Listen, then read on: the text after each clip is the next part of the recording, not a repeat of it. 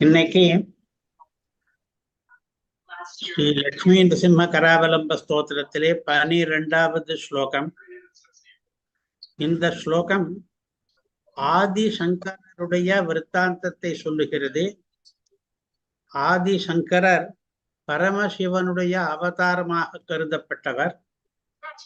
பரமசிவனே லக்ஷ்மி நரசிம்ம பக்தர். லக்ஷ்மி நரசிம்மனுடைய மந்திரராஜ பத ஸ்தோத்திரம் என்பதை இயற்றியவர் பரமசிவன்.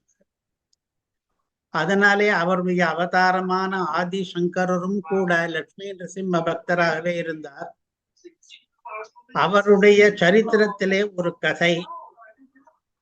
அவர் மண்டன மிஸ்ரரை வாதத்திலே தோற்கடித்த பொழுது அந்த மண்டன மிஸ்ரருடைய மனைவி வாணி என்பவள் அவருடைய தோல்வியை ஒப்புக்கொள்ளவில்லை.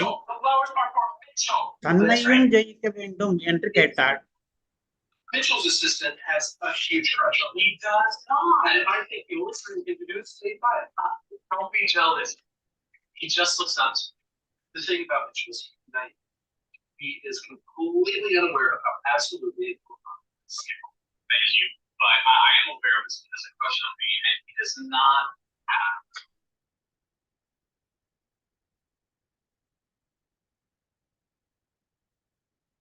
ஆனால் அந்த வாதத்தில் அவள் காமசாஸ்திரத்திலே கேள்விகளை கேட்டாள். சங்கரரோ சந்நியாசி, அவருக்கு விடை தெரியாது. அதனாலே சில நாட்கள் கழித்து வருவதாக கூறி விடை பெற்று கொண்டார். அவருக்கு கூடு விட்டு கூடு பாயும் கலை என்பது தெரிந்திருந்தது. இங்கே கூடு என்பது சரீரம். ஒரு மிருத சரீரம் கிடைத்தால் தன்னுடைய சரீரத்தை விட்டுவிட்டு அந்த மிருத சரீரத்திலே பாய்ந்து அதை உயிர்ப்பித்து அந்த சரீரத்திலே வாழுகிற கலை. இந்த கலையின்படி சில நாட்கள் கழித்து மறுபடியும் தன்னுடைய சரீரத்துக்கு திரும்பி வந்துவிட முடியும். ஆனால் அதுவரையில் அந்த சரீரம் ரட்சிதமாக இருக்க வேண்டும். இந்த கலை ஆதிசங்கரருக்கு தெரிந்திருந்தது. பல பேர்களுக்கு தெரிந்திருந்ததாக பல கதைகளிலே வருகிறது. அப்பொழுது அமருகன் என்று ஒரு ராஜா இருந்தான். அந்த ராஜா காட்டிலே வேட்டையாடுவதற்காக வந்த பொழுது எதிர்பாராத விதமாக அவனுக்கு மரணம் ஏற்பட்டு விட்டது. இந்த சங்கரர் தனக்கு தெரிந்த கலையை கொண்டு அந்த அமருகன் என்கிற ராஜாவினுடைய உடலுக்குள்ளே புகுந்து கொண்டார் என்று கதை ஆரம்பிக்கிறது.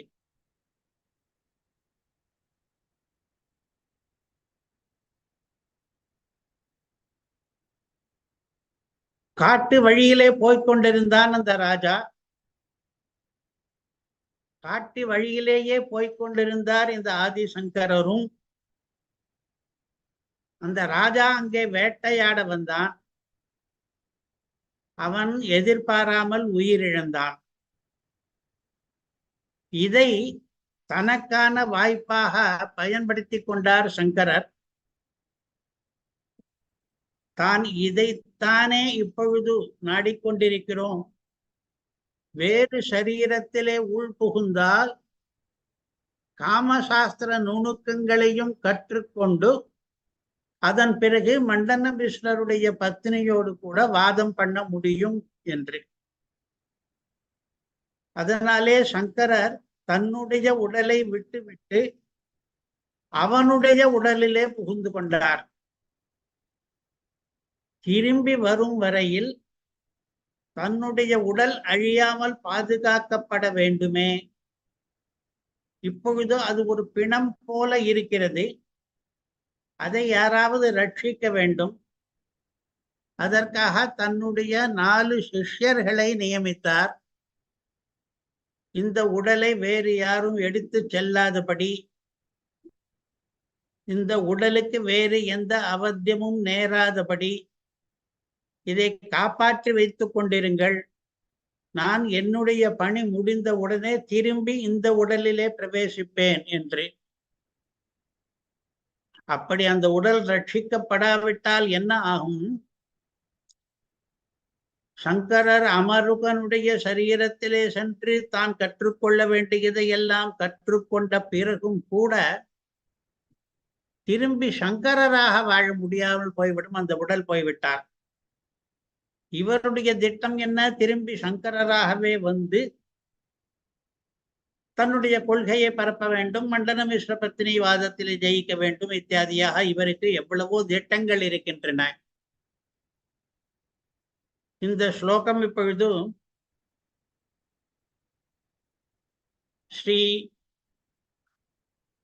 சந்தீபிதாக்னி பரிவேஷ்டித காஷ்டமத்யம் சம்பிராபிதாம் யதி தனும் த்வயசாபி பத்தாம் சம்ரக்ஷசி ஸ்ம சரணாகத சங்கரஸ்த்வம் லக்ஷ்மீ நிருசிம்ம மம தேஹி கராவலம்பம். அந்த சங்கரர் உன்னிடம் சரணாகதி அடைந்த பொழுது அவரை நீ நன்றாக காப்பாற்றினாயே லக்ஷ்மி நரசிம்மா, அதுபோல எனக்கும் நீ கராவலம்பத்தை கொடுக்க வேண்டும் என்று பிரார்த்தனை. அதிலே யதி தனும் என்று ஒரு சந்நியாசியினுடைய சரீரத்தை என்று சொல்கிறார். இந்த சந்நியாசி என்பதை அடுத்த வரியிலே சொல்லுகிறார், சரணாகத சங்கர என்று. அந்த யதி தனு என்பதற்கு இரண்டு அடைமொழிகளை இட்டிருக்கிறார். சந்தீபிதாக்னி பரிவேஷ்டித காஷ்டமத்யம். சந்தீபித கொளுத்தப்பட்ட, அக்னி நெருப்பினாலே பரிவேஷ்டித சூழப்பட்ட காஷ்ட விறகுகளுடைய மத்தியம் நடுப்பகுதியை, அதாவது நிறைய விறகுகளை வைத்து சுற்றிலும் அடுக்கி அதிலே நெருப்பை கொளுத்தி வைத்திருக்கிறார்கள். அதனுடைய நடுப்பகுதியிலே இந்த சந்நியாசியினுடைய சரீரத்தை வைத்திருக்கிறார்கள். சம்பிராபிதாம், அந்த மத்தியத்தை அடைவிக்கப்பட்ட யதி தனும் சந்நியாசி சரீரத்தை வயசாபி பத்தாம், நெருப்பினாலே கட்டி வைத்திருக்கிறார்கள். அந்த நிலை இந்த கதையிலே 4 சிஷ்யர்களை ரட்சிக்கும்படி, சிஷ்யர்களை தன்னுடைய சரீரத்தை ரட்சிப்பதற்காக ஏற்பாடு பண்ணி இருந்தாலும் கூட அவர்களையும் மீறி அந்த சரீரத்தை சில பேர் எரிக்கிறார்கள் என்று கதையை பார்க்க போகிறோம் நாம் இப்பொழுது. அப்பொழுது சங்கரர் லட்சுமி நிருசிம்ம கராவலம்ப ஸ்தோத்திரம் என்ற ஒன்றை பண்ணுகிறார். தயை கூர்ந்து லட்சுமி நிருசிம்மர் சங்கரருடைய தேகத்தை காப்பாற்றுகிறார் என்று கதை. ஸ்வதேஹ ரக்ஷணே சிஷ்யான் ஆதிஷ்ய சதுரோ குருஹு கதாசோ கஸ்யசித் தேகம் பிரவிவேஷாவனீபதே. இந்த ஸ்லோகங்கள் எல்லாம் எங்கிருந்து எடுத்தது என்று சொல்ல வேண்டும். சங்கராச்சாருடைய சரித்திரத்தை காவியமாக எழுதி வைத்திருக்கிறார்கள். சங்கர விஜயம் என்ற பெயரிலே, சங்கர திக் விஜயம் என்ற பெயரிலே, சங்கர அபியுதயம் என்ற பெயரிலே, பல பெயர்களிலே காவியங்கள் நிறைய இருக்கின்றன. அந்த காவியங்களிலே இரண்டு காவியங்களிலிருந்து இந்த ஸ்லோகங்களை எடுக்கிறேன். இந்த ஸ்லோகங்கள் இப்பொழுது நாம் பார்த்து கொண்டிருக்கிற கராவலம்ப ஸ்தோத்திர ஸ்லோகத்துக்கு விரிவுரையாக அமைந்த ஸ்லோகங்கள். ஸ்வதேஹ ரக்ஷணே, தன்னுடைய தேகத்தை, உடலை தான் பிரிந்து போன பிறகும், அந்த உடல் பிணம் போல ஆன பிறகும் அதன் ரக்ஷணே, அதை காப்பாற்றுவதிலே, சிஷ்யான் தன்னுடைய சிஷ்யர்களை, ஆதிஷ்ய கட்டளையிட்டு விட்டு, சதுரகா 4 பேரை, 4 சிஷ்யர்களை நியமித்து விட்டு, குருஹு ஆச்சாரியரான சங்கரரானவர், கதாசோஹோ உயிர் நீங்கின, கஸ்யசித் ஏதோ ஒரு, அவனீபதேஹே ராஜாவினுடைய தேகத்தை பிரவிவேஷ உள் புகுந்தார். ஏதோ ஏதோ ஒரு ராஜா என்று இந்த காவியம் சொல்லுகிறது. அந்த ராஜாவுக்கு அமருகன் என்ற பெயரை இன்னொரு காவியம் சொல்லுகிறது. இவர் ராஜாவினுடைய சரீரத்தை புகுவதுதான் யுக்தம். ராஜ சரீரத்தில் புகுந்தால்தான் இவர் காம சாஸ்திரத்தினுடைய நுட்பங்களை அதிகமாக அறிய முடியும். இவர் எதிர்பார்த்திருந்த வாய்ப்பு இவருக்கு இப்பொழுது கிட்டிவிட்டது. அதனாலே ராஜ சரீரத்துக்குள்ளே புகுந்து கொண்டு விட்டார். இவருடைய சரீரத்தை பற்றி இப்பொழுது வந்த இந்த கருத்தை யதி தனும் என்று இந்த ஸ்லோகம் குறிப்பிடுகிறது. உஷித்வா ராஜயோஷித்பிஹி சார்த்தம் ராஜகிருஹேஷு ச காமசாஸ்திரஸ்ய தத்வஜ்ஞः ஸ்வதேகம் பிராப்தவான் புனः. அந்த சங்கர விஜயம் எப்படி இதை வர்ணிக்கிறது என்றால், ராஜயோஷித்பிஹி, ராஜாங்கனைகள் இருக்கிறார்களே, ராஜஸ்திரீக்கள், ராஜாவினுடைய மனைவிகள், அவர்களோடு கூட இவர் ராஜ சரீரத்திலே புகுந்து கொண்டிருக்கிறபடியினாலே, ராஜாவாகவே ஆகி இருக்கிறபடியினாலே, அவர்களோடு கூட உஷித்வா வசித்து, ராஜகிருஹேஷுச்ச அரண்மனைகளிலேயும் தங்கி, காமசாஸ்திரஸ்ய தத்வஜ்ஞः, காமசாஸ்திரத்தின் தத்துவங்களை புரிந்து கொண்டவராய், இவர் இந்த மாதிரி பர காய பிரவேசம் பண்ணித்தான் புரிந்து கொள்ள வேண்டும் என்பதில்லை. காமசாஸ்திரத்துக்கான கிரந்தங்கள் நிறைய இருக்கின்றன. அதுவும் மிகவும் வளர்ச்சி அடைந்த சாஸ்திரம்தான். எத்தனையோ கிரந்தங்களை எழுதி வைத்திருக்கிறார்கள். வாத்ஸ்யாயனருடைய காமசூத்திரம் என்பது இன்றளவும் கிடைக்கிறது. அதை வாசித்தே கூட இவர் தெரிந்து கொண்டிருக்கலாம். ஆனாலும் இந்த வாதத்துக்கு வந்திருக்கிற வாணி தேவியானவள் மிகவும் கெட்டிக்காரியாக இருப்பதாலே, அவளுடைய கேள்விகளுக்கெல்லாம் பதில் சொல்ல வேண்டும் என்றால் ஏட்டு படிப்பு மட்டும் போதாது, நடைமுறைப்படுத்தின படிப்புதான் போதும் என்பதாலே இவர் காமசாஸ்திரத்தில் தான் கற்கிற பாட பகுதிகளை எல்லாம் அமருக ராஜாவினுடைய மனைவிகளிடம் நடைமுறைப்படுத்தி அதனுடைய நுணுக்கங்களை மேலும் புரிந்து கொண்டு அதற்கு பிறகு ஸ்வதேகம் பிராப்தவான் புனः, தன்னுடைய தேகத்துக்கு திரும்பி வந்து விட்டார் சங்கரர். இது கதையை சுருக்கமாக சொல்லுகிறது. வாஸ்தவத்திலே அவருடைய தேகத்துக்கு திரும்பி வருவது அவ்வளவு சுலபமாக இல்லை. அந்த இடத்திலே அவர் பெரிய இன்னல்களை எதிர்பார்க்கவில்லை. என்றால் சிஷ்யர்கள் தேகத்தை ரட்சித்துக் கொண்டிருக்கிறார்கள். நாம் எப்பொழுது வேண்டுமானாலும் அந்த தேகத்திலே மறுபடியும் புகுந்து விடலாம் என்று தான் நினைத்தார். அவர் தடங்கல்களை எதிர்பார்த்தது வேறிடத்திலே. ராஜ கிரகத்திலே, அரண்மனையிலே ராஜ யோகித்துகளிடம் தான் பழகும் பொழுது ஏதாவது தடங்கல்கள் ஏற்பட்டு விடுமோ என்று அவர் எதிர்பார்த்து அஞ்சினது வாஸ்தவம். ஆனால் அங்கே அவருக்கு ஒன்றும் நடக்கவில்லை.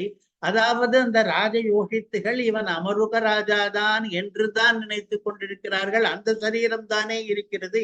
உள்ளுக்குள்ளே இருக்கிற ஆவி, உள்ளுக்குள்ளே இருக்கிற ஆத்மா மட்டும்தான் வேறையாக இருக்கிறது. அதை அவர்களாலே கண்டுபிடிக்க முடியவில்லை. ஆனால் அவர்கள் ஒரு வித்தியாசத்தை உணர்கிறார்கள். அதாவது அமருக ராஜா எப்படி ஸ்திரீக்களை அனுபவிப்பானோ அதைவிட அதிகமான போகங்களை இவர் தருகிறார் என்று. இருந்தாலும் நம்முடைய அமருக ராஜாதான் இதிலே தேர்ச்சி பெற்றவனாக ஆகியிருக்கிறான் என்றுதான் அவர்கள் நினைத்தார்கள். அவர்களிலே ஒருத்தி மட்டும் மிகவும் கெட்டிக்காரியாக இருந்தாள். அவள்தான் பட்டத்து மகிஷி, அமருகராஜனின் முதல் மனைவி. அவளுக்கு கனக மஞ்சரி என்று பெயர். அந்த கனக மஞ்சரி மட்டும் ஒரு வித்தியாசத்தை உணர ஆரம்பித்தாள். அவளுக்கு மட்டும் ஒரு சந்தேகம் வந்தது. இது அமருக ராஜாவின் உடலாக இருந்தாலும் கூட இதற்கு உள்ளே புகுந்திருப்பவர் வேறு ஒருவராக இருப்பது போல தெரிகிறதே என்று அவள் ஐயப்பட ஆரம்பித்தாள். அவளுடைய சந்தேகம்தான் சங்கரருடைய வாழ்க்கையிலே பெரிய கஷ்டத்தை ஏற்படுத்தியது. யதி தனும் வினிக்ஷிப்ய நிஜம் தேகம் கஸ்யசித் கோட்டரேதரோஹ பரகாய பிரவேசாச்சாம் வித்யாம் அப்யஸ்தவானசௌ. நிஜம் தன்னுடைய தேகம் சரீரத்தை தரோஹோ மரத்தினுடைய கஸ்யசித்தி தரோஹோ ஏதோ ஒரு மரத்தினுடைய கோட்டரே பொந்துக்குள்ளே வினிட்சிப்ப. சில சமயங்களிலே காடுகளிலே பெரிய பெரிய மரங்கள் இருக்கும் பொழுது அந்த மரங்களுடைய பொந்துக்கள் மிகவும் பெரியனவாக இருக்கும். பொதுவாக பாம்புகள் வசிக்கும் அல்லது பட்சிகள் வசிக்கும். அப்படி ஒரு பெரிய மர பொந்துக்குள்ளே தன்னுடைய மிருத சரீரத்தை வைத்து விட்டார் சங்கரர். அதிலே வைத்துவிட்டு தன்னுடைய சிஷ்யர்களை காவலும் போட்டு விட்டார். பிறகு பரகாய பிரவேசம், தமிழிலே கூடுவிட்டு கூடு பாய்தல் என்று சொல்கிறோம், சம்ஸ்கிருதத்திலே பரகாய பிரவேசம் என்று சொல்கிறோம். வேற்று சரீரத்தில் நுழைதல் என்கிற கலை, அது ஒரு வித்யை. அதை அபியஸ்தவான் ஏற்கனவே அபியசித்து வைத்திருக்கிறார் அசௌ இந்த சங்கரர். அதனாலே அந்த வித்யை பயன்படுத்தினார். தத்ரக்ஷார்த்தம் சதுர்திக்ஷு சதுரோஹ்யசௌ. தது தன்னுடைய வாஸ்தவமான உடல் இருக்கிறதே அதை ரக்ஷார்த்தம் காப்பதற்காக, அந்த உடல் தொலையாமல் காக்க வேண்டும் என்பதற்காக, அந்த உடல் அழுகாமல் இருப்பதற்கானதெல்லாம் பரகாய பிரவேச வித்தியிலேயே ஒரு பகுதி. அதை அவரே பார்த்து கொள்வார். ஆனால் அந்த உடலை வேறு யாராவது எடுத்துக்கொண்டு போய்விட்டால், அந்த உடலை யாராவது வெட்டினால், அந்த உடலை யாராவது தூக்கினால், அவையெல்லாம் நடைபெறாதபடி அந்த உடலை ரட்சிக்க வேண்டுமே. அதற்காக 4 பேரை நியமித்தார். பத்மபாதர் முதலிய 4 சிஷ்யர்கள். சதுர்திக்ஷு என்று 4 திசைகளிலேயும் 4 பேர். சதுர்திக்ஷு சதுரஹ சதுரோ கெசௌ என்று சதுர் என்கிற வார்த்தை 3 தடவை ஏன் வருகிறது என்றால், இந்த சதுர என்ற பதத்திலே இரட்டை பொருள் வேடிக்கையை பண்ணி இருக்கிறார் இந்த கவி. இந்த கவி யாரு? அவருக்கு சித்விலாசர் என்று பெயர், சங்கர பக்தர். இந்த கவி என்ன பண்ணி இருக்கிறார்? சதுர்திக்ஷு 4 திக்குகளிலேயும் சதுரஹா 4 பேரை என்று சொல்லிவிட்டு மறுபடியும் சதுரஹா என்று ஒரு பதம் போட்டிருக்கிறார். இந்த 2வது சதுரஹா என்ற பதத்துக்கு கெட்டிக்காரன் என்று அர்த்தம். சாதுரியம் என்று ஒரு பதம் வந்திருக்கிறதே, அது இந்த சதுரத்தன்மை என்பதுதான் சாதுரியம். சதுர என்கிற பதத்தில் இருந்துதான் சாதுரியம் என்கிற பதம் தத்தித பிரத்யத்தினாலே வந்திருக்கிறது. சாதுரியம் உள்ளவரை சதுரர் என்று சொல்வது வழக்கம். இப்பொழுது சங்கரரும் சதுரர். சதுரர் என்றால் கெட்டிக்காரர், பிரதமைக வச்சனம். இவர் யாரை நியமித்தால் என்றால் சதுரஹா 4 பேரை, அது த்விதீயா பகுவச்சனம். சதுரஹா என்பதற்கு 4 பேரை என்று ஒரு அர்த்தம், சதுரஹா என்பதற்கு கெட்டிக்காரர் என்று ஒரு அர்த்தம். சதுரோஹ்யசௌ என்று சொல்லும் பொழுது இந்த கெட்டிக்காரரான சங்கரரானவர், இவர் கெட்டிக்காரர் என்பது இவருக்கு பரகாய பிரவேச வித்தியை சித்தித்திருப்பதிலிருந்தே தெரிகிறது. இவர் கெட்டிக்காரர் என்பது தன்னுடைய உடல் காணாமல் போகக்கூடாது என்பதற்காக இவர் எடுத்துக்கொண்ட முன்னேற்பாடுகளிலேயும் தெரிகிறது. 4 பேரை சாதுரியம் உடையவர் அங்கே நியமித்தார். சதுரஹா சதுரஹா என்று பக்கத்தில் வெவ்வேறு அர்த்தத்தில் வந்தால் அதற்கு யமக அலங்காரம் என்று பெயர். தமிழிலே மடக்கணி என்று சொல்வார்கள். இவர் கவிஞரானபடியினாலே இந்த சித்விலாசர் அப்படி அமைத்திருக்கிறார். யார் அந்த 4 பேர் என்றால், பத்மபாத சுரேஷாத்யான் ஸ்தாபயித்வா தரோர்பஹி. 4 பேர்ல 2 பேருக்கு பேரை சொல்லுகிறார். பத்மபாதன் என்று ஒருவர், சுரேஸ்வரர் என்று இன்னொருவர், இவர்களெல்லாம் சங்கரருடைய பிரதான சிஷ்யர்கள்.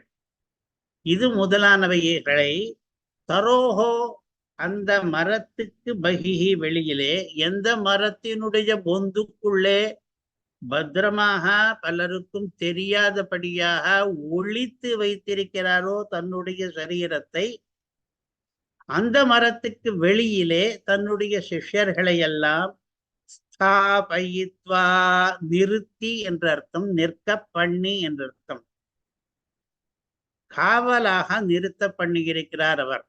ஏனென்றால் தன்னுடைய காரியம் முடிந்த பிறகு அவர் மறுபடியும் பரகாய பிரவேசத்தின் இரண்டாவது முடிவு பகுதியிலே தன்னுடைய காயத்திலேயே பிரவேசம் பண்ணுவார். பிரம்மரந்திரபதாத்தஸ்ய நிவிஷத்காயமந்தரா.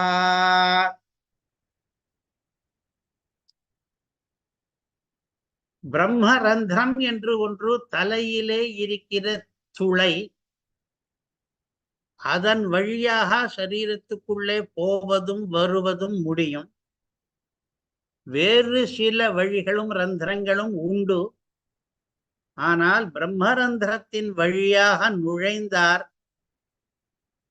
அந்த இறந்து போன அமருப ராஜாவினுடைய சரீரத்துக்குள்ளே. ததச்சால நிருபதேஹ ஈஷத்வபுரிதஸ்.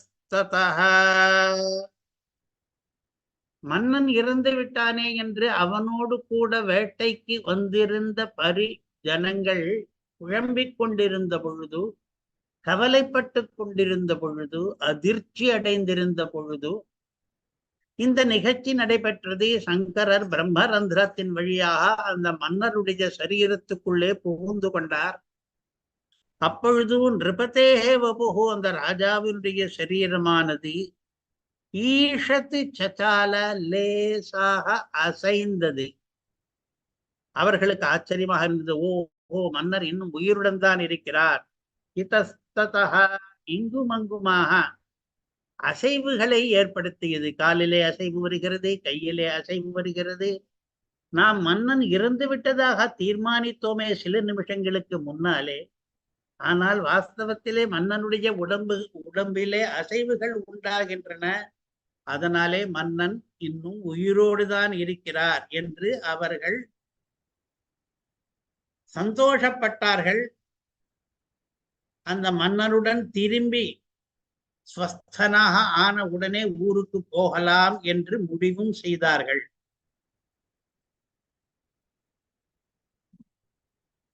இப்பொழுது அந்த கதையினுடைய மொத்தமும் நமக்கு வேண்டாம் என்பதாலே சில ஸ்லோகங்களை விட்டுவிட்டேன். சுருக்கமாக அந்த ஸ்லோகங்களிலே என்ன இருக்கிறது என்றால், அந்த அமருக மன்னனுடைய உடலுக்குள்ளே புகுந்து கொண்ட சங்கரரானவர் அமருக மன்னர் என்கிற வேஷத்திலேயே நகரத்துக்குள்ளே நுழைந்து அரண்மனையிலே வாசம் பண்ணி, அவர் எதற்காக முக்கிய பணியில் வந்திருக்கிறாரோ அந்த காரியத்தை நிறைவேற்ற தொடங்கினார். அதாவது மன்னருடைய மனைவிமார்களுடன் கூடி குலாவினார். ஆனால் அவர்களிலே ஒருத்திக்கு மட்டும், கனகமஞ்சரி என்பவளுக்கு மட்டும் சந்தேகம் வந்துவிட்டது. தமாதி தேச விருத்தாந்தம் ரஹ கனகமஞ்சரி அயம் கோவா மகாபோகி யோகி வபரிதிருஷ்யதே. யார் இவர்? வேட்டையாட போன அமருக மன்னனுடைய சரீரத்திலேயே திரும்பி வந்திருக்கிறவர் அமருகர் அல்லவோ?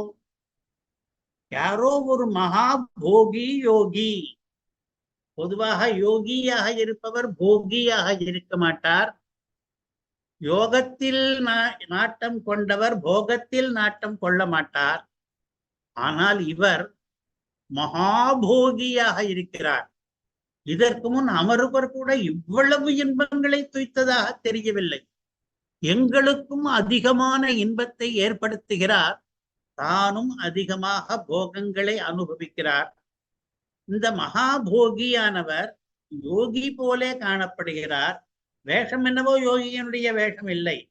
ஆனால் இவ்வளவு தூரம் காமசாஸ்திரத்திலே ஒரு நைபுண்யம் யோகிகளுக்குத்தான் கிடைக்கும் என்று அவள் நினைக்கிறாள்.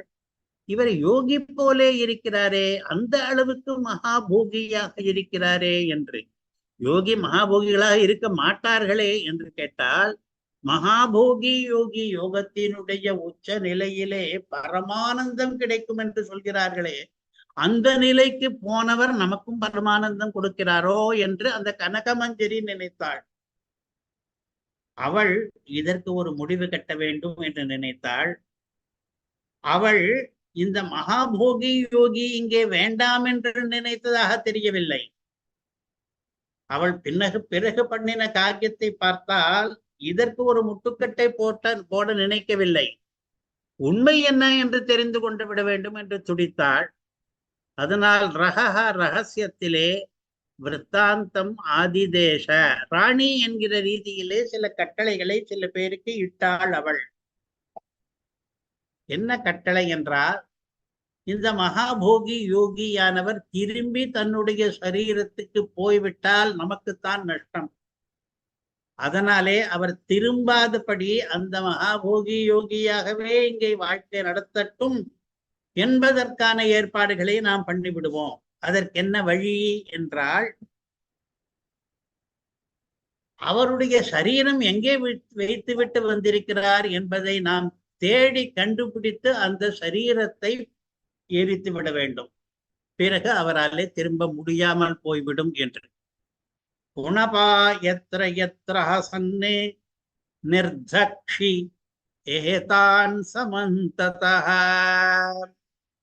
ஆனால் இவர் யார், சரீரத்தை எங்கே விட்டு வைத்திருக்கிறார், பிணங்களை எங்கே தேடுவது, எந்த பிணம் இவருடையது என்று எப்படி தீர்மானிப்பது என்பது எதுவும் நமக்கு தெரியாததனாலே எத்திர புனவாக எங்கெங்கெல்லாம் பிணங்கள் கிடைக்கின்றனவோ அத்தனை பிணங்களையும் எரித்து விடுங்கள். சமந்ததக நாலா பக்கத்திலும் நன்றாக எரித்து விடுங்கள். பிறகு இந்த மகாபோகி யோகியானவர் இங்கேயே இருக்க வேண்டிய நிர்பந்தம் வந்துவிடும். அதுதான் எங்களுடைய விருப்பமும்.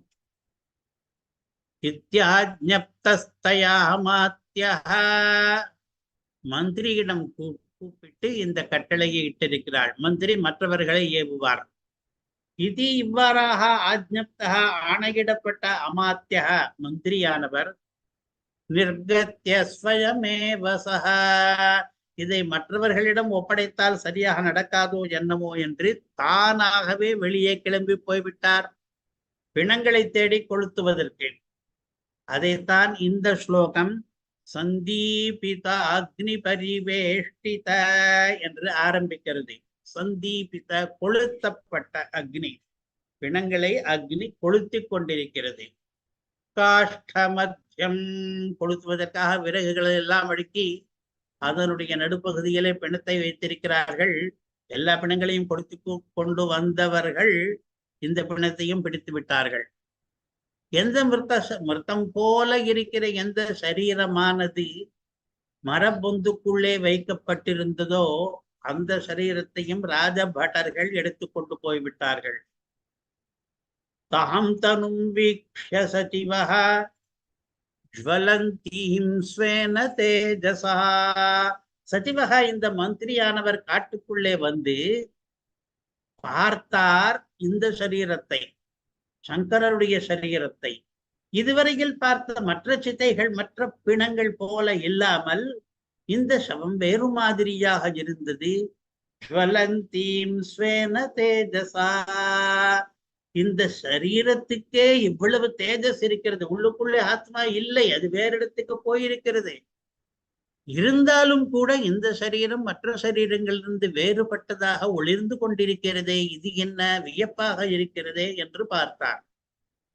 சமாகிருஷ்ய, இவர் ஆட்களை எல்லாம் வைத்துக் கொண்டு அந்த சரீரத்தை இழுத்து போட்டார். சிதாயாம் தாம் ஆரோப்பிய, உடனே பிணங்களை எரிப்பதற்காக சிதை இருக்கிறது அல்லவா, அந்த சிதையை தயாரித்து அதிலே இந்த சரீரத்தை ஏற்றினார். சிதையின் மேல இந்த சரீரத்தை ஏற்றி வைத்து அக்னிமதாக்ஷிபதி, பிறகு அந்த இடத்திலே நெருப்பையும் மூட்டினார் இந்த சரீரத்தை எரித்து விடுவதற்காக. இப்பொழுதுதான் ஆபத்து வந்திருக்கிறது சங்கரருக்கு. இந்த காவல்காரர்கள் வைத்திருக்கிறார்களே சிஷ்யர்கள், அவர்களாலே இந்த ராஜபட்டர்களுக்கு எதிராக ஒன்றும் செய்ய முடியவில்லை. ஒன்றே ஒன்றுதான் அவர்களுக்கு செய்ய முடிந்தது. என்ன என்றால், அவசரமாக படுவேகமாக ஓடி போய் அமருக சரீரத்திலே இருக்கிற சங்கரரிடம் இதை சொல்ல முடிந்தது அவர்களாலே. இப்படி ராஜசேவகர்கள் ராஜபட்டர்கள் எல்லாம் வந்து சரீரத்தை எடுத்துக்கொண்டு போகிறார்கள் என்று அவர் பதறி போனார்.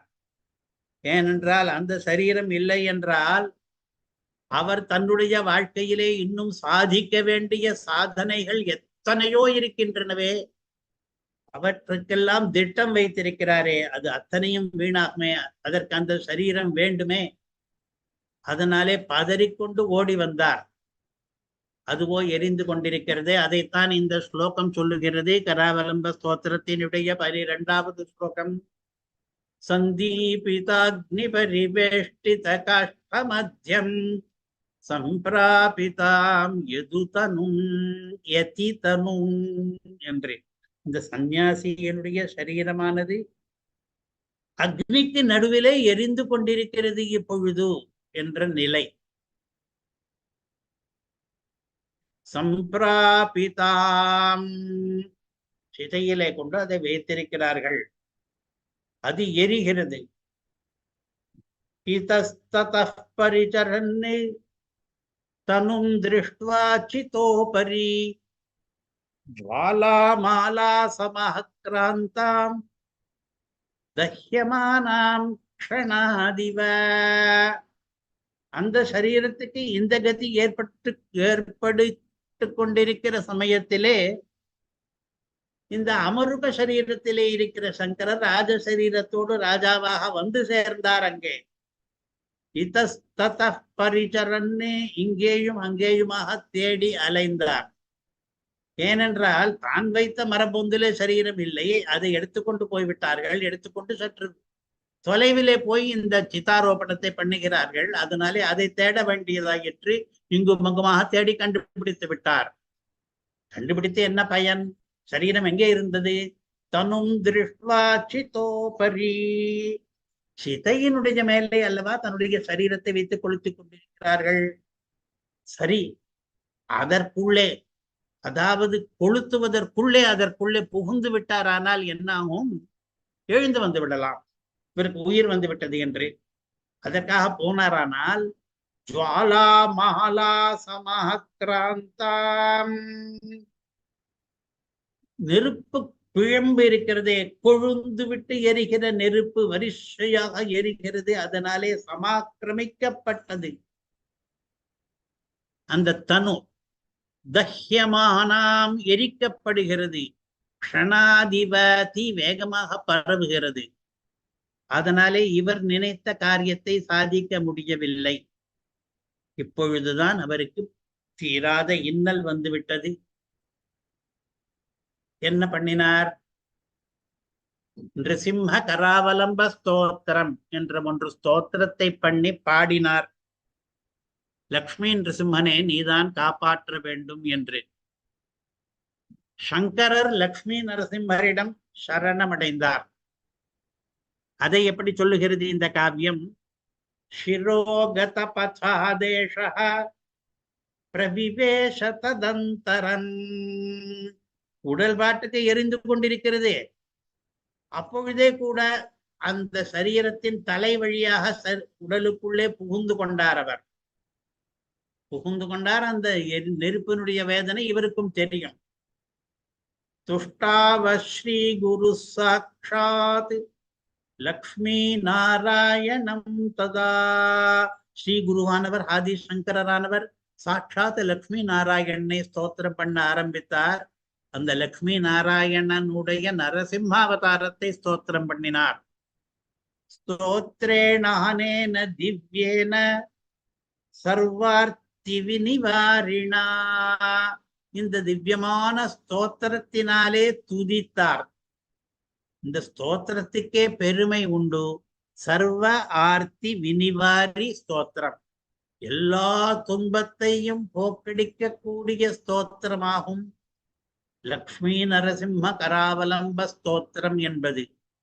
அதை ஆதிசங்கரர் இயற்றி துதித்தார். அந்த ஸ்தோத்திரம் எப்படி ஆரம்பிக்கிறது? ஸ்ரீமத் பயோநிதி நிகேதன சக்கரபாணே என்று அந்த ஸ்தோத்திரத்தினுடைய ஆரம்பம். ஸ்ரீமானே, க்ஷீர சமுத்திரத்திலே வசிப்பவனே, சக்கரத்தை கையில் ஏந்தியவனே என்று பகவானுடைய கவுனமான திருநாமங்களை சொல்லி, ஸ்ரீமத் பயோநிதி நிகேதனா என்று ஒரு திருநாமம், சக்கரபாணி என்று ஒரு திருநாமம், இந்த மாதிரி பகவானுடைய நாமங்களை எல்லாம் சொல்லி கூப்பிட்டு லக்ஷ்மி நிருசிம்ம மம தேஹி கராவலம்பம் என்று 4வது பாதம் ஒவ்வொரு ஸ்லோகத்திலும் வரும்படியாக லக்ஷ்மி நிருசிம்ம கராவலம்ப ஸ்தோத்திரத்தை இயற்றி லக்ஷ்மி நிருசிம்மனை துதித்தார் சங்கரர். அதன் விளைவாக லக்ஷ்மி நிருசிம்மர் அவரை காப்பாற்றினார். அதைத்தான் இந்த ஸ்லோகம் சொல்லுகிறது. நம்முடைய லக்ஷ்மி நிருசிம்ம கராவலம்ப ஸ்தோத்திரத்தின் 3ஆம் பாதம் சம்ரக்ஷசி ஸ்ம சரணாகத சங்கரஸ்வம். சங்கரன் உன்னை சரணாகதி அடைந்தார், அப்பொழுது சம் நன்றாக ரக்ஷசி ஸ்ம காப்பாற்றினாய். எப்படி நன்றாக காப்பாற்றினார்? சங்கர விஜயம் எப்படி சொல்லுகிறது என்றால், ததஸ்துஷ்டோ நிருசிம்மோபி பிராதுர்பூய ததக்ரதஹ. சங்கரர் பண்ணின ஸ்தோத்திரத்தினாலே, புதுசாக ஒரு ஸ்தோத்திரம் இயற்றி கராவலம்பத்தை பிரார்த்தித்தாரே, அதனாலே துஷ்டக தோஷமடைந்த மகிழ்ச்சி அடைந்த நிருசிம்மோப்பி நிருசிம்மரும் கூட ததக்ரதக அந்த சங்கரருடைய முன்னிலையிலே பிராதுர்பூய தோன்றினார். சங்கரருக்கு பிரத்யக்ஷமானார் லக்ஷ்மி நிருசிம்மர். பிரத்யக்ஷமாகி உடனே பண்ண வேண்டிய காரியம் என்ன? எரிந்து கொண்டிருக்கிற நெருப்பை அணைக்க வேண்டும். வாமாங்குஷ்டாதி சிதாவன்னிம் ஷமயாமாச தத்க்ஷணம். தத்க்ஷணம், அதே க்ஷணத்திலேயே, அதிக நேரம் எடுத்துக்கொள்ளாமலேயே, வாம அங்குஷ்டாதி இடது கட்டை விரலினாலே, அந்த இடது கட்டை விரலை காண்பித்தார், தொட்டார், அது போதுமா இருந்தது. அவருக்கு சங்கல்பத்தாலேயே பண்ணக்கூடியவர் தானே.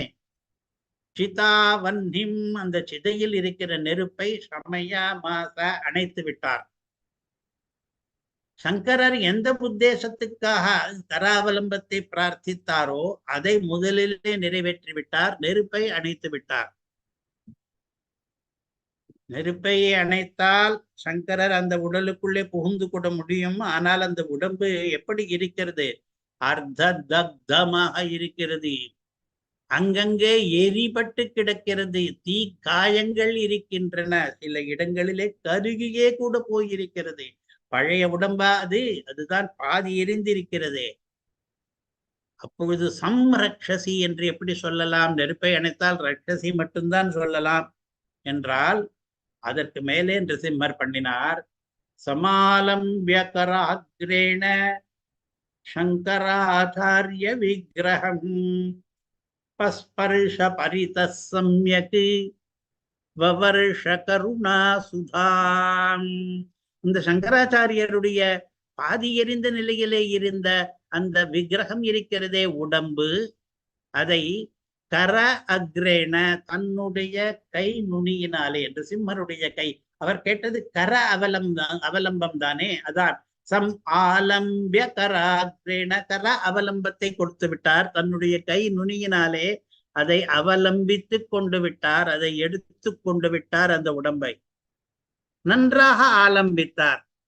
லக்ஷ்மி நிருசிம்மனுடைய கராகிரத்தினாலே ஆலம்பனம் பண்ணின படியாலே அந்த விக்கிரகம் பழையபடி சுந்தரமாக ஆகிவிட்டது.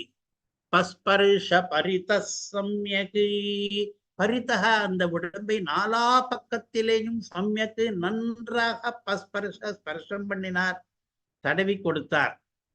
உடம்பினுடைய அவயவங்கள் எல்லாவற்றிலேயும் தன்னுடைய கராவலம்பத்தை கொடுத்தார். கை கராகிரத்தினாலே தடவி கொடுத்தார் அந்த உடம்பை. ஏனென்றால் அது பழையபடி ஆக வேண்டும் என்பதற்காக. வவர்ஷ கருணா சுதாம், தன்னுடைய கருணையின் அமிர்தத்தை விருஷ்டியாக மழையாக பொழிந்தார் அந்த உடலின் மேலே.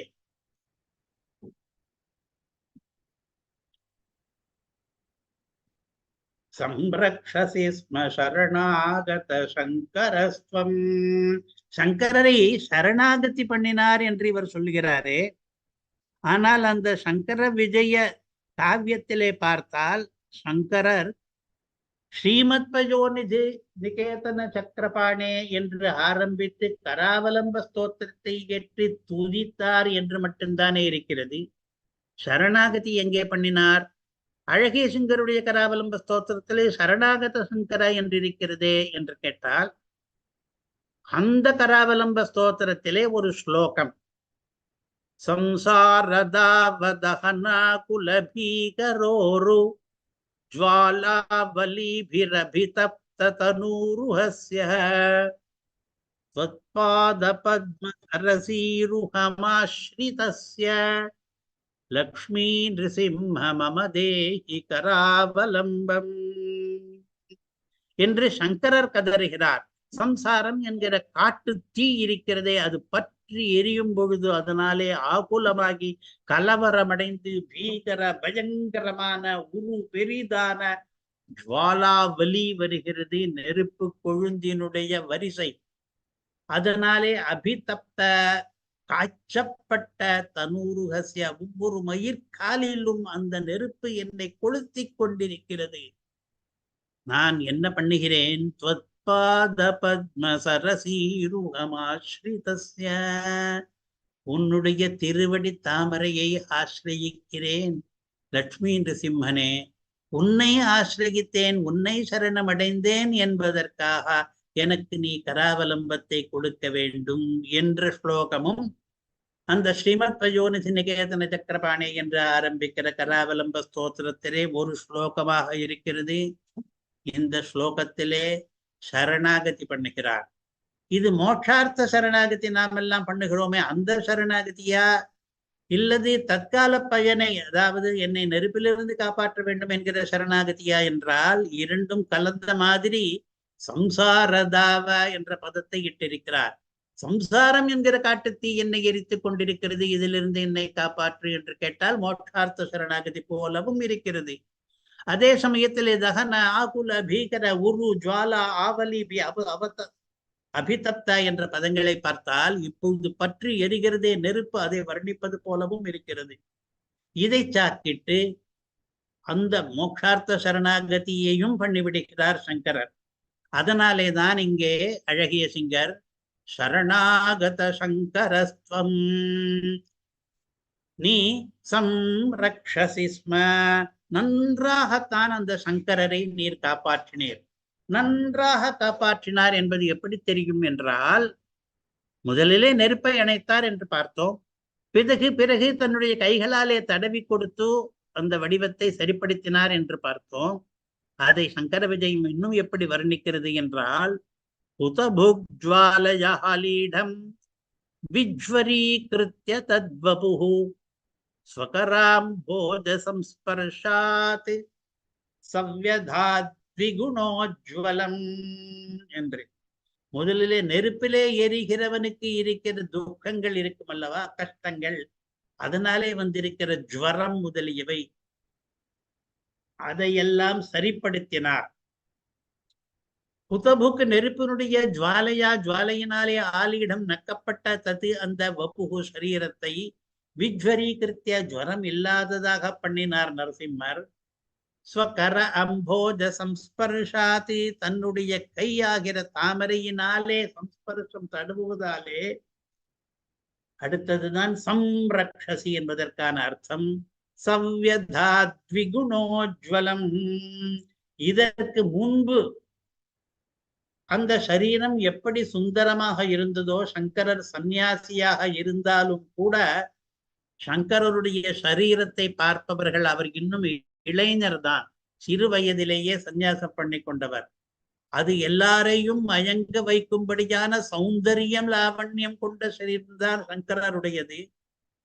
அது இதற்கு முன்னே எவ்வளவு உஜ்வலமாக இருந்ததோ அதை விட த்விகுணோஜ்வலம் 2 மடங்கு உஜ்வலமாக இப்பொழுது நரசிம்மர் ஆக்கிவிட்டார். நரசிம்மருடைய கரஸ்பர்ஷம் சாட்சாத் ஏற்பட்டு விட்டபடியினாலே அது மேலும் பிரகாசிக்க தொடங்கியது. சவ்யதாத்விகுணோஜ்வலம். இதைத்தான் இந்த ஸ்லோகம் சம்ரக்ஷசி ஸ்ம சரணாகத சங்கரஸ்வம் என்கிறது. சம்ரக்ஷசி ஸ்ம சரணாகத சங்கரஹ என்ன பண்ணினார்? சகார கருணாம்போதிஹி தஸ்ய சம்யக் நிருகேசரி. நிருகேசரி நரசிம்மரானவர் சம்யக்கு நன்றாக சகார பண்ணினார் அவருடைய சரீரத்தை. அவர் என்ன பண்ணினார்? இப்படி நரசிம்ம அனுகிரகம் கிடைத்த பிறகு தனக்கு சுந்தரமான, முன்னை காட்டிலும் உஜ்வல தரமான, சுந்தர தரமான ஒரு சரீரம், அதே விந்யாசங்களோடு கூட, ஆனால் அதிக காந்தியோடு கூட கிடைத்தது. பிறகு சங்கரர் என்ன பண்ணினார்?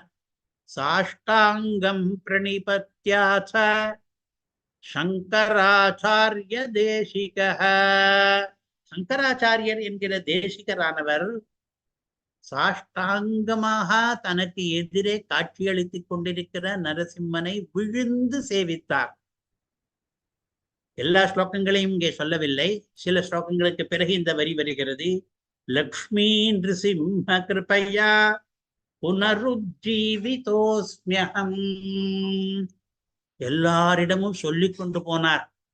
முக்கியமாக 4 சிஷ்யர்கள் தன்னை சுற்றிலும் இருக்கிறார்களே, அவர்களிடம் சொன்னார், லக்ஷ்மீ நிருசிம்மனுடைய கிருபையினாலேதான் நான் திரும்பவும் உயிர் பிழைத்திருக்கிறேன் என்பதை. ஏனென்றால் அந்த சிஷ்யர்களுக்கு இப்பொழுது அவர்கள் எதிரிலேயே நடைபெற்றாலும் முழு விற்த்தாந்தமும் தெரியாது. சங்கராச்சாரியர் எந்த ஸ்லோகத்தை இயற்றி யார் விஷயமாக பாடினார் என்பதெல்லாம் பிராயிகமாக மானசிகமாகவே நடந்தேறுகிறது. அதை இவர்கள் கேட்டார்களா என்பதெல்லாம் தெரியாது. இவரே வந்து சொல்லுகிறார். சங்கராச்சாரியரே தன்னுடைய சிஷ்யர்களுக்கு சொல்லுகிறார், நான் உயிர் பிழைத்தது எப்படி தெரியுமா? புனக மறுபடியும் உஜ்ஜீவிதக உயிர் பிழைப்பிக்கப்பட்டேனே, அது லக்ஷ்மீ நிருசிம்ம கிருபையா, லக்ஷ்மீ நிருசிம்மன் என் மீது அருள் கொண்டபடியினாலே நான் உயிர் பிழைத்திருக்கிறேன் என்று தன்னுடைய சிஷ்யர்களுக்கு அந்த விற்த்தாந்தத்தை தெரிவித்தார். இப்பொழுது 12வது ஸ்லோகம். சங்கராச்சாரியருக்கு லட்சுமி நரசிம்மர் அருள் புரிந்து கராவலம்பம் கொடுத்த கதையை சொல்லுகிற ஸ்லோகத்தை பார்த்தோம். 4வது பாதம். லக்ஷ்மீ நிருசிம்ம மமதேஹி கராவலம்பம். இதே லட்சுமி நிருசிம்ம மமதேஹி கராவலம்பம் என்கிற 4வது பாதம் தான் சங்கராச்சாரியருடைய ஸ்லோகத்திலேயும் இருக்கிறது. சங்கராச்சாரியர் இயற்றிய கராவலம்ப ஸ்தோத்திரம் தான் பிராச்சீன தரம். கராவலம்ப ஸ்தோத்திரம் என்று சொன்னால் அதுதான் எல்லாருக்கும் ஞாபகம் வரும். இப்பொழுது அதை அடியொற்றி நம்முடைய முக்கூர் அழகிய சிங்கர் அதே லக்ஷ்மி நிருசிம்ம மமதே கராவலம்பம் என்பது 4வது பாதத்தில் வரும்படியாக இப்பொழுது இந்த ஸ்தோத்திரத்தை அருளை செய்து கொண்டிருக்கிறார். இதிலே இது சங்கராச்சாரியருடைய ஸ்லோகத்தை அடியொற்றியது என்பதை காண்பிக்கும் விதமாக, சூச்சிக்கும் விதமாக இந்த 12வது ஸ்லோகத்திலே அந்த விற்த்தாந்தத்தையும் சேர்த்திருக்கிறார். பிரகலாத விற்த்தாந்தத்தோடு நிற்காமல் சங்கராச்சாரிய ரட்சண விற்த்தாந்தத்தையும் ஒரு ஸ்லோகத்திலே சேர்த்து ஏற்றியிருக்கிறார். 12வது ஸ்லோகத்தை ரசித்தோம். வழக்கம் போல ஒரு சம்பவம், அழகிய சிங்கருடைய சரித்திரத்திலே ஒரு சம்பவம் அவருடைய கல்யாண குணத்தை தெரிவிக்கும்படியாக. அழகிய சிங்கருடைய ஆஸ்தானத்திலே எத்தனையோ பேர் ஆஸ்தான வித்வான்கள் இருக்கிறார்கள்.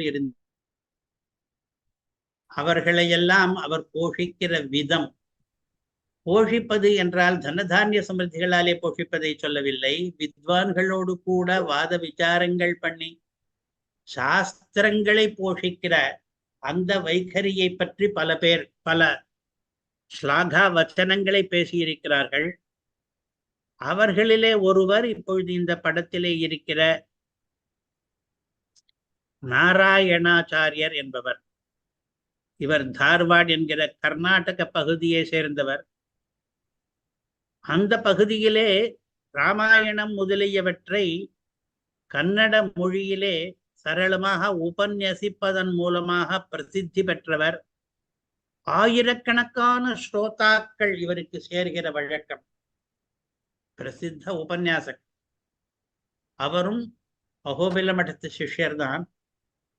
அவர் முக்கூர் அழகிய சிங்கரிடம் தன்னுடைய அனுபவங்கள் எப்படி இருந்தன என்பதை பல இடங்களிலே தெரிவித்திருக்கிறார். யூடியூப் லெக்சரும் கூட இருக்கிறது. அதிலே ஒரே ஒரு தகவல், நாம் சொல்ல போகிற முக்கியமான தகவல், அவர் முக்கூர் அழகிய சிங்கருடைய ரசிகர். முக்கூர் அழகிய சிங்கரிடம் பல வேதாந்த விஷயங்களை கற்றுக்கொண்டவர். அவர் கற்றுக் கொடுக்கிற விதத்தை ஸ்லாகித்தவர் என்பது. இவர் முக்கூர் அழகிய சிங்கரிடம் தனக்கு ஸ்ரீபாஷ்யத்திலே 2-3 சந்தேகங்கள் இருப்பதாக சென்று விஞ்ஞாபித்திருக்கிறார். அதிலே முதல் சந்தேகம், தத்வமசி ஸ்வேதகேதோ என்கிற உபனிஷத் வாக்கியம். அதைத்தான் அத்வைதிகள் மகா வாக்கியம் என்று வைத்துக் கொண்டிருக்கிறார்கள். அதற்கு அவர்கள் ஜீவாத்மாவும் பரமாத்மாவும் ஒன்றுதான் என்கிற உபதேசம் இங்கே நடைபெறுகிறது என்று சொல்கிறார்கள். வாக்கியத்துக்கு அர்த்தத்தை பார்த்தால், தது அந்த பரமாத்மா, துவம் நீ என்கிற ஜீவாத்மாவாக ஆசி இருக்கிறாய், ஜீவாத்மாவை பரமாத்மாவாக இருக்கிறாய் என்று அபேதம்தான் தெரிகிறது. அது அவர்களுக்கு, அதாவது அத்வைதிகளுக்கு முக்கிய வாக்கியமாக ஆகிறது. நாம் பிரம்மசூத்திரங்களுக்கு விசிஷ்டாத்வைத பரமாக பகவத் ராமானுஜர் கூறிய ரீதியிலே அர்த்தத்தை புரிந்து கொள்ளுகிற சமயத்திலே ஒவ்வொரு அதிகரணத்திலேயும் ஒவ்வொரு விஷய வாக்கியம் வருகிறது. ஈட்சத் அதிகரணத்திலே ததைட்சத போஸ்யாம் பிரஜாய ஏதி என்கிற உபனிஷத் வாக்கியம் விஷய வாக்கியமாக வருகிறது. அந்தர் அதிகரணத்திலே அந்தராதித்ய வித்யா என்பது விஷய வாக்கியமாக வருகிறது. ஹிரண்ய ஜோதிஹி, பகவானுக்கு ஒரு திவ்ய மங்கள விக்கிரகம் இருக்கிறது. ஹிரண்யஸ்மஸ்ரோர் ஹிரண்யகேஷ ஆப்ரணகாத் சர்வஏவ சுவர்ணா என்று. இவருக்கு என்ன சந்தேகம் என்றால், இப்படி எத்தனையோ உபனிஷத் வாக்கியங்களை விஷய வாக்கியங்களாக கொண்டு அதிகரணங்கள் முளைத்திருக்கின்றனவே, அவர்கள் முக்கியமாக சொல்லுகிற தத்துவமசி ஸ்வேதகேதோ என்கிற வாக்கியத்தை விஷய வாக்கியமாக கொண்டு அதிகரணம் இல்லையே, அது எப்படி? அதைத்தானே அவர்கள் உயிர் மூச்சாக சொல்லிக் கொண்டிருக்கிறார்கள். தத்துவமசி என்பது எங்கே விஷய வாக்கியமாக வருகிறது என்று ஒரு சந்தேகத்தை கேட்டார். அழகிய சிங்கர் எதையும் மிகவும் எளிதாக புரிந்து கொள்ளும்படியாக விளக்க வல்லவரானபடியினாலே அவர் 2 சூத்திரங்களை சொல்லி காண்பித்தார். ஒன்று ஆத்மே திதூபகச்சந்தி கிராஹயந்தி ச என்று ஒன்று. எல்லாருக்கும் அவன் ஆத்மாவாக இருப்பதனாலே தான் இந்த சாமானாதிகரண்யம் என்று. அவனும் இவனும் ஒன்றே என்று சொல்லி நிறுத்தாமல், ஏனென்றால் இவனுக்கு அவன் ஆத்மா என்று சொல்லி இருக்கிறது. அதற்கு சூத்திரமும் இருக்கிறது. அதற்கு பிறகு இன்னொரிடத்திலே விஷய வாக்கியமாகவே வருகிறது. சாஸ்திர திருஷ்டியா தூபதேசோ வாமதேவவத் என்று ஒரு சூத்திரம். அதிலே வாமதேவர் அகம் அனுரபவம் அகம் சூரிய என்பது விஷய வாக்கியம். வாமதேவர் தானே மனுவானதாகவும் தானே சூரியனாகவும் சொல்லுகிறாரே, அது எப்படி என்று. அப்பொழுதும் இந்த கருத்துதான். சரீரி பாவத்தினாலே வாமதேவனுக்கும் ஆத்மாவாக பரமாத்மா இருந்தபடியினாலே அந்த பரமாத்மா மனுவாகவும் சூரியனாகவும் ஆகும் பொழுது வாமதேவன் தானே மனுவாகவும் சூரியனாகவும் ஆவதாக சொல்கிறார் என்பதற்கும் சூத்திரமிட்டிருக்கிறார். இப்படி மகா வாக்கியங்களுக்கு, ஜீவாத்மா பரமாத்மா ஐக்கிய போதக வாக்கியங்களுக்கு சூத்திரங்கள் இட்டு அதெல்லாம் சரீரி பாவத்தினாலே ஏற்பட்டவை என்று பிரம்மசூத்திரக்காரர் விளக்கி இருப்பதனாலே தத்துவமசி என்று தனியாக இந்த வாக்கியத்துக்கு சூத்திரம் இடாதது இதை ஒத்த பல வாக்கியங்களுக்கு இட்டிருப்பதனாலே சரியாகிறது. இதுவும் விஷய வாக்கியம் என்று அந்த சூத்திரத்துக்கு வைத்துக் கொள்ளலாம். ஆத்மேதி து உபகச்சந்தி என்ற சூத்திரத்துக்கு இதையையும் விஷய வாக்கியமாக நாம் வைத்துக் கொள்ளலாம். அதனாலே பிரம்மசூத்திரக்காரர் இந்த மகா வாக்கியங்களை விஷய வாக்கியங்களாக கொண்டு சூத்திரங்களை இயற்றாமல் இல்லை என்று அவருக்கு போதித்திருக்கிறார் அழகியசிங்கர் புரியும்படியாக. அதற்கு பிறகு அவர் ஸ்ரீபாஷ்யத்திலே அடுத்ததொரு சந்தேகத்தை விஞ்ஞாபிக்கிறார். அதற்கும் தினவடங்க பதில் சொல்லுகிறார் அழகியசிங்கர். ஸ்ரீபாஷ்யத்திலே பொதுவாக மற்றவர்களுக்கு என்னென்ன கேள்விகள், சங்கைகள், சம்சயங்கள் உதிக்க கூடுமோ அவையெல்லாம் இந்த நாராயணாச்சாரியருக்கும் உதித்திருக்கின்றன. ஆச்சாரியோத்தமனான முக்கூர் அழகியசிங்கர் சுவாமியிடம் அவர் அதை சென்று விண்ணப்பித்து அதற்கான சரியான பதில்களையும் பெற்று அதனாலே குதூகல பரவசராகி போய் இந்த அளவுக்கு ஸ்ரீபாஷ்யத்தினுடைய சூக்ஷ்மமான அர்த்தங்களை காலக்ஷேப காலத்தில் மட்டும் இல்லாமல் தனியாக போய் சந்தேகம் கேட்கிறவர்களுக்கு கூட சொல்லித்தர முடிகிற சாமர்த்தியம் என்பது இந்த அழகியசிங்கருக்கு இருக்கிறது என்பதை உலகத்தார் அறியும்படியாக தன்னுடைய உபன்யாசத்திலே விளக்கி இருக்கிறார். அழகியசிங்கருடைய சம்சய மோக்ஷ வைகரியை பிரசம்சிக்கிறார். சாதாரண ஜனங்களுக்கு கூட புரியும்படியாக, ஆனால் கருத்துகள் என்னவோ அருமையான கருத்துகளாக இருக்கும். அவற்றை எல்லாம் விளக்குகிற திறமை முக்கூர் அழகியசிங்கருடைய தனித்திறமை என்று அவர் பறைசாற்றுகிறார்.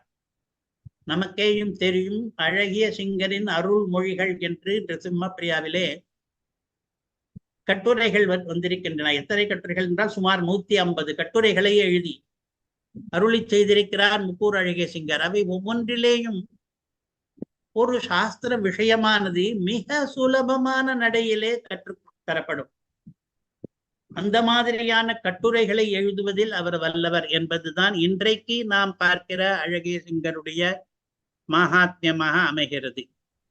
ஸ்ரீமதே ஸ்ரீவன் ஷடகோப ஸ்ரீ வேதாந்த தேசிக யதீந்திர மகாதேசிகாய நமः.